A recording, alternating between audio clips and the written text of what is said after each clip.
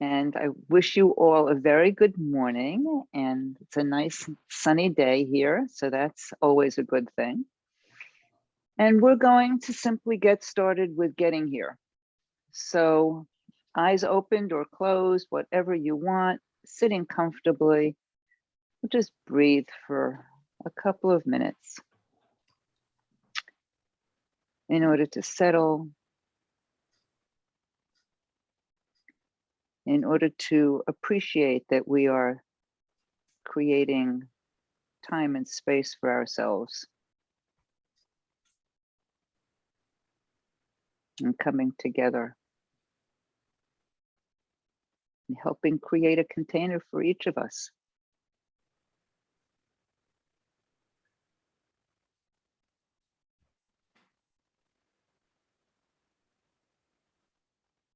And since we mentioned Thich Nhat Hanh, I will share one of my favorite passages from him. Breathing in, I calm my body. Breathing out, I smile.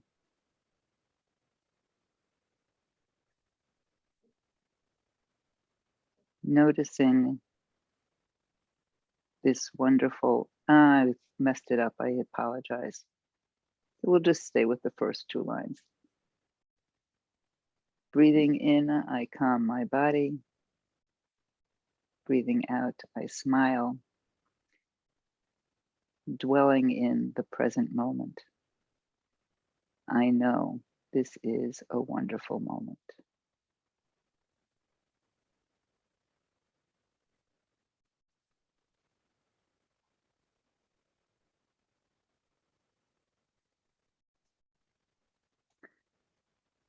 So I'm glad you're all here.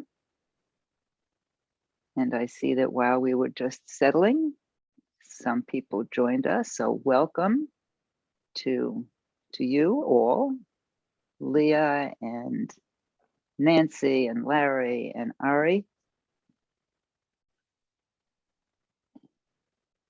And we are going to get going with today's Parsha, this week's Parsha. So this week's Parsha is Ki Tisa, Tasa. I'm not sure how to say that. You all know I struggle with the Hebrew. And the Parsha continues all these detailed instructions about the Mishkan. So it's a lot of instruction about the furnishings of the Mishkan, where they should be placed, how they should be fashioned, and so on. And then there's a piece about the importance of Shabbat observance. And then we get really exciting and interesting stuff happening. So Moses goes up Mount Sinai, and he is with God up on Mount Sinai for 40 days and 40 nights, and the people really become quite frightened and restless. And I'm going to share two lines, chapter 32, verses 1 and 2. When the people saw that Moses was so long in coming down from the mountain, the people gathered against Aaron and said to him, "Come, make us a god who shall go before us, for that fellow Moses, the leader who brought us from the land of Egypt. We do not know what has happened to him." So they were frightened, and they went on to enlist Aaron's help and build the golden calf, which I'm sure you're all familiar with. When God realizes what's going on, God reacts with a lot of anger. And again, I'm going to read two lines to you. Adonai said to Moses, "I see this is a stiff-necked people. Now let me be, that my anger may blaze forth against them, and that I may destroy them." And it goes on. That my anger may blaze forth. Let me be. Hang on to that phrase. It's an important one, I think, and we're going to come back to it.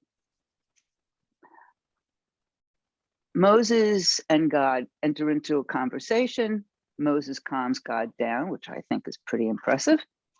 And then Moses returns, takes the tablets that God has inscribed and goes down the mountain. And he sees what the people have done, and he goes into an absolute rage. And we have verse 32, chapter 32, verses 19 and 20. As soon as Moses came near the camp and saw the calf and the dancing, he became enraged, and he hurled the tablets from his hands and shattered them at the foot of the mountain. He took the calf that they had made and burnt it. He ground it to powder and spewed it upon the water, and so made the Israelites drink it. Moses continues to exact punishment for this behavior. And next day, he starts conferring with God in the tent of meeting.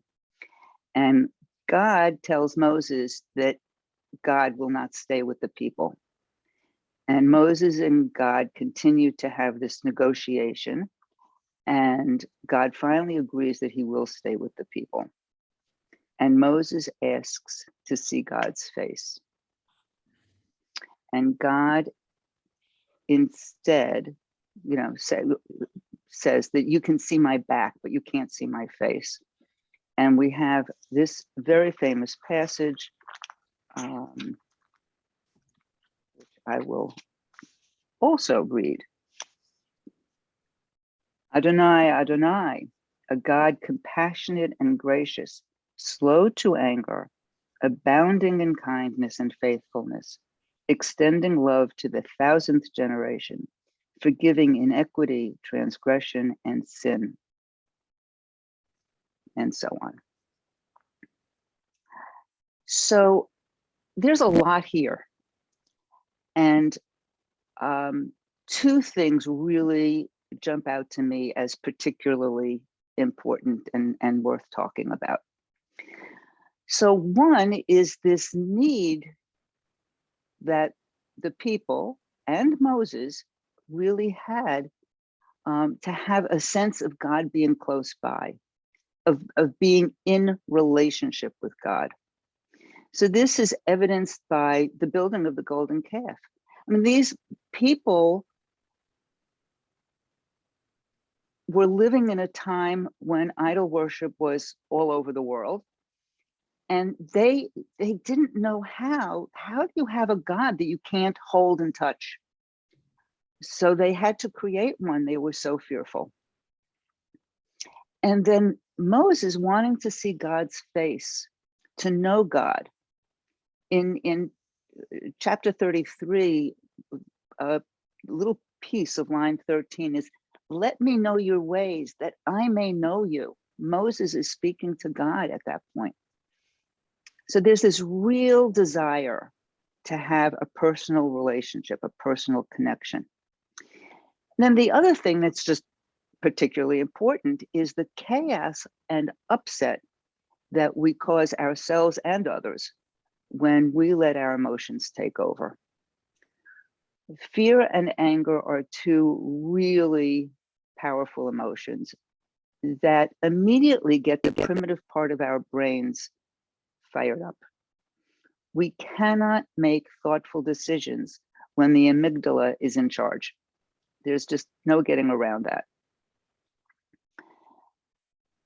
So God's instruction to Moses to let me be that my anger may blaze forth is really a very good, I think, indication of how actually satisfying in the moment it could be to let your anger blaze forth, in spite of the fact that it can be so horrifically destructive. And, I just need to put in a plug here. Anger doesn't have to be destructive, but we're going to get to that.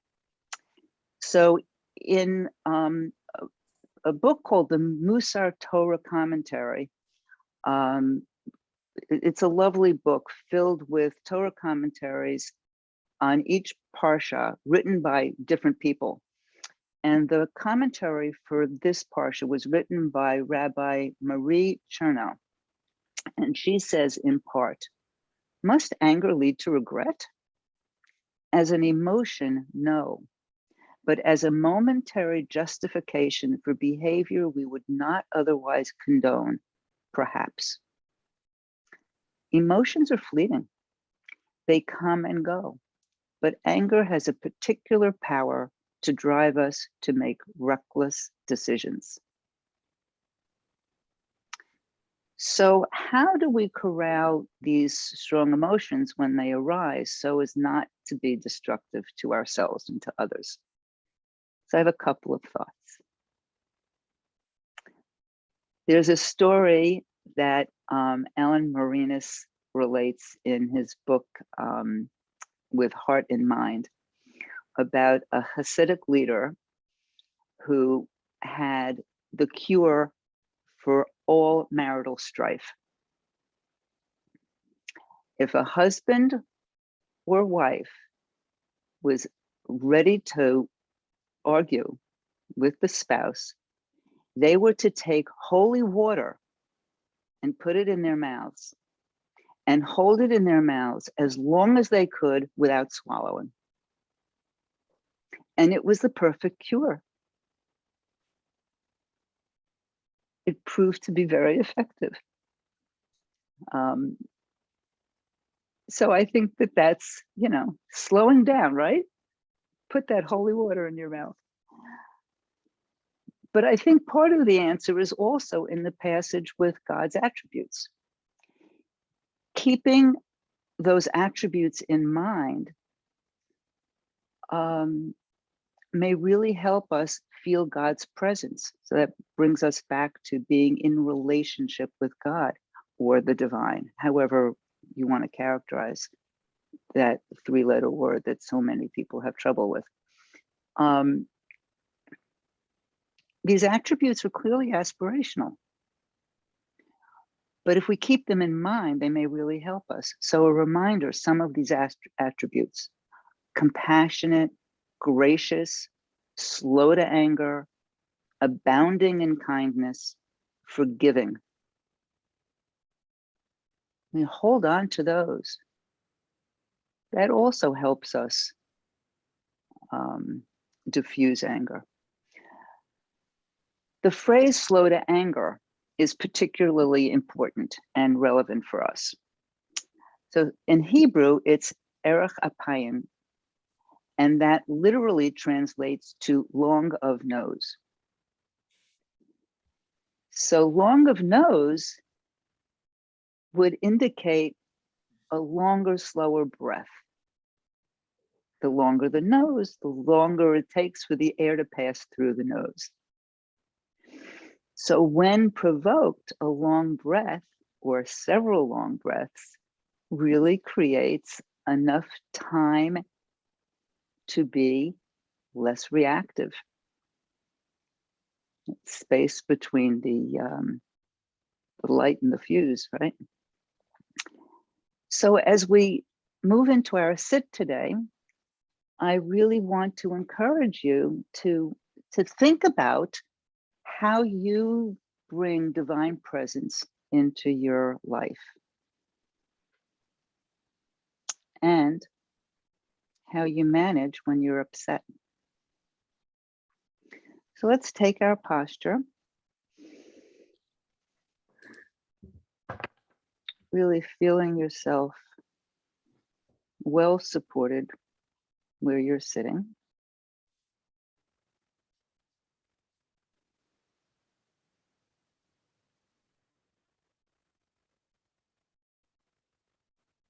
Even on your sits bones. And if you're in a chair with your feet flat on the floor.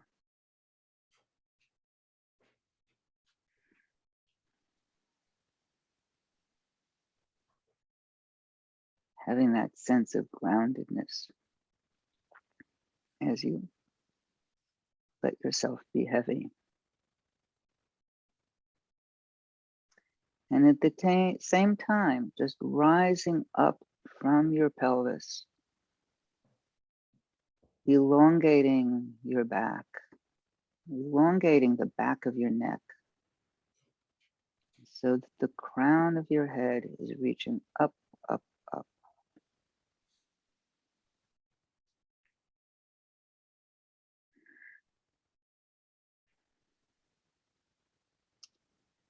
And let's take a couple of nice, deep cleansing breaths. Breathing in as fully as is reasonable for you. Holding that breath for a moment. And exhaling slowly and completely.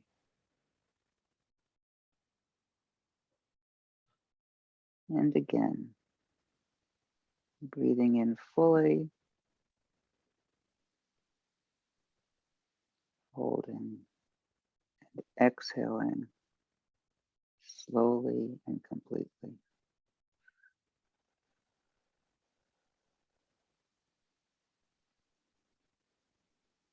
Because sometimes it's nice on that long, slow exhale to imagine blowing out a candle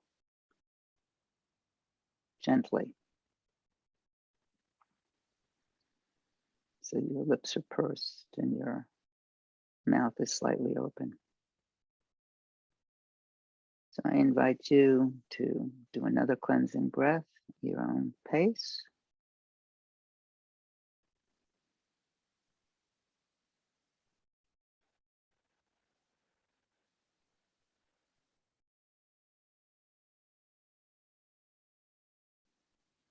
And now allowing yourself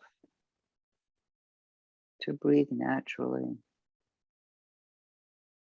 while maintaining your regal posture, alert yet relaxed.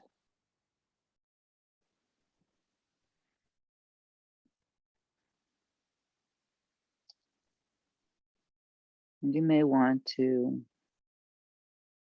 focus on physical sensations. Maybe you can feel a physical presence of the divine.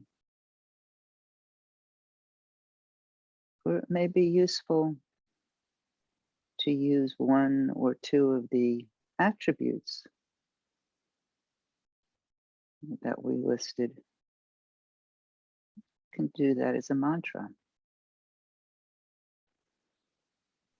Compassionate, gracious,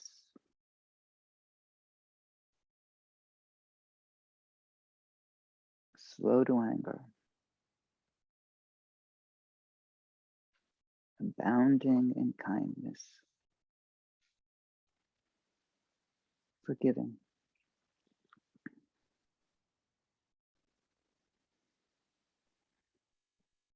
And we'll sit in silence.